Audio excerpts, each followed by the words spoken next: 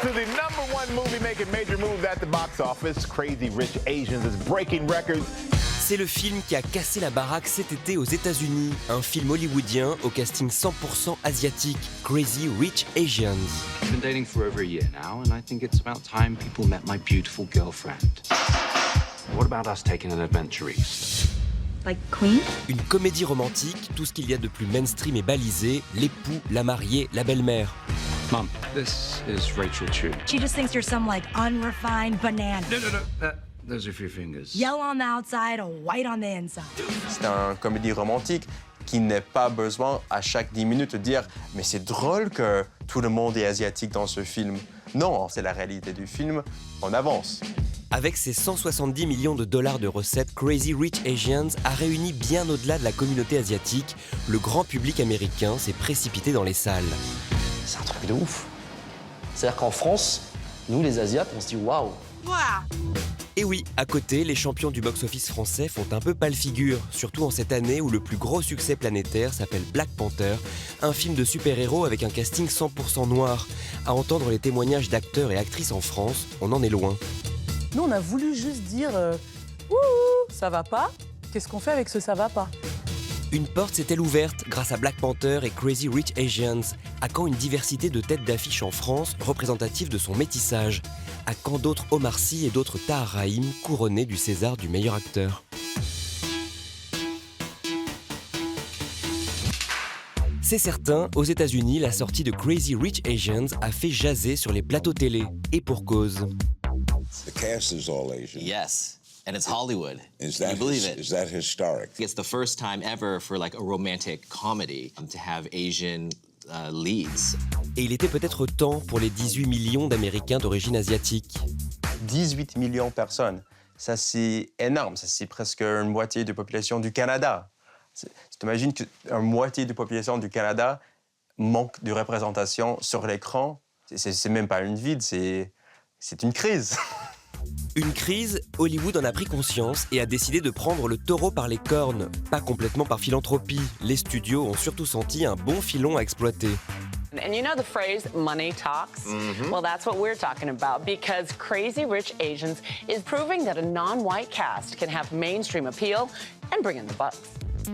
La bonne odeur du dollar, car le casting de Crazy Rich Asians ne vient pas de nulle part. La star du film, Constance Wu, est l'actrice principale d'une sitcom dont raffolent les Américains, Fresh Off the Boat, et sa meilleure copine est jouée par Awkwafina. Awkwafina, qui est rappeuse aussi, qui a créé sa carrière avec des vidéos de YouTube. Les vidéos de YouTube, en fait, c'est la vraie démocratie. Elle a reçu en fait des millions et des millions et des millions des views sur YouTube. Faculté d'Hollywood à absorber la culture populaire et ainsi de faire bouger l'industrie. It's so impactful for Asian Americans. Asian Americans come out of the screenings and they're, crying and they don't know exactly why. And I think it's the power of representation. Yeah, for sure. Well, I hope it's a very big hit. Le pouvoir de la représentation, voilà le grand sujet qui travaille Hollywood cette année, quelques mois après le phénomène Black Panther et ses super-héros noirs, devenus aux États-Unis le 3e plus gros succès de l'histoire. À Noël, c'est un Spider-Man noir que les enfants découvriront dans un film d'animation. My name is Miles Morales. I'm the one and only Spider-Man. At least that's what I thought. Et en France, on va dire que c'est un peu comme la neige à New York, ça arrive chez nous plus tard. Pour l'instant, dans les comédies, être noir, arabe ou asiatique est souvent encore un sujet. Il y a des films comme Qu'est-ce qu'on a fait au bon Dieu ou La Suite qui va venir en 2019, qui sont des films qui touchent ces sujets, mais ils sont des films qui sont peut-être obsédés par ce sujet. Le nouveau cinéma hollywoodien, ils ont montré en 2018 qu'il peut aller un peu plus loin que ça.